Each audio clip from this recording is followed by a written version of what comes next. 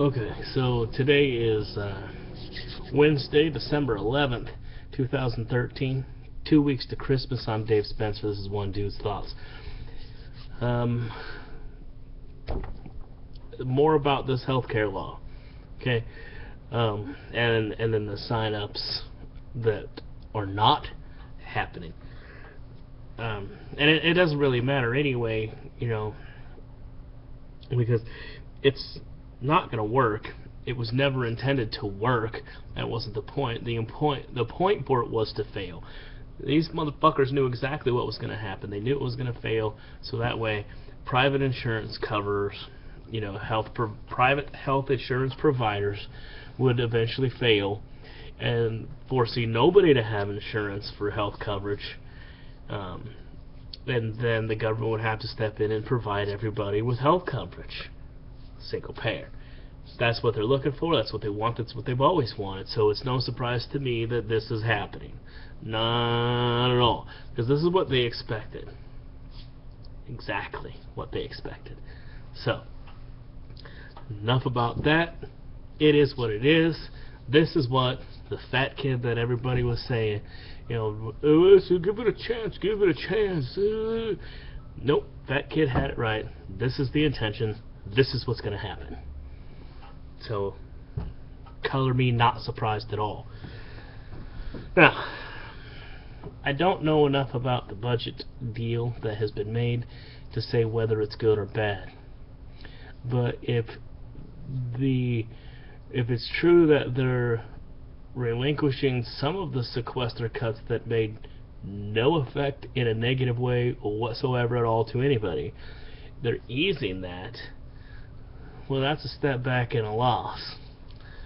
Now, Paul Ryan came out and said that he, as a conservative, knows that there's some stuff that in this that he doesn't like, but he has to deal with the situation at hand. Okay, I agree with that.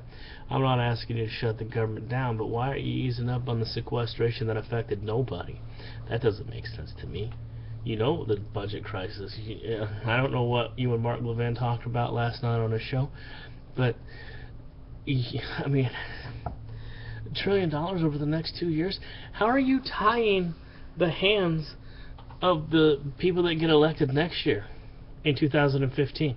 How are you tying their hands to that? You can't legally do that. You can't commit to a budget deal for 2 years when there's an election next year. You can't tie that Congress, a new Congress, to an old Congress budget deal.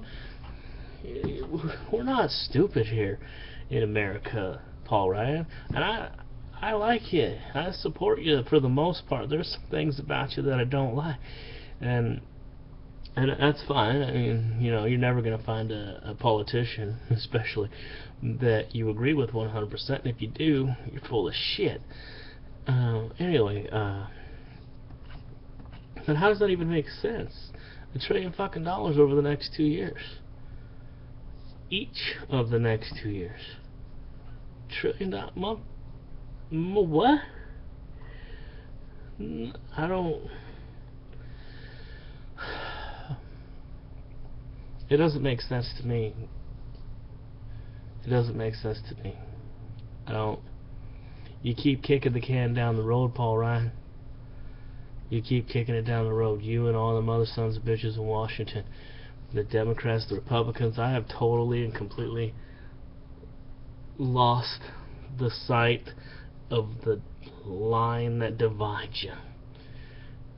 I've lost it. I used to have a little bead on it. It was getting lighter and lighter and lighter. And now, it seems to have disappeared. When you, Paul Ryan, a possible candidate for president in 2016, sells out the American people with the stupidest thing I've ever heard.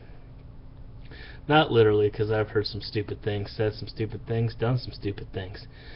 But come on, man. Do you seriously think that we're going to fall for that? You want us to believe that you're a staunch conservative and yet you're given that much?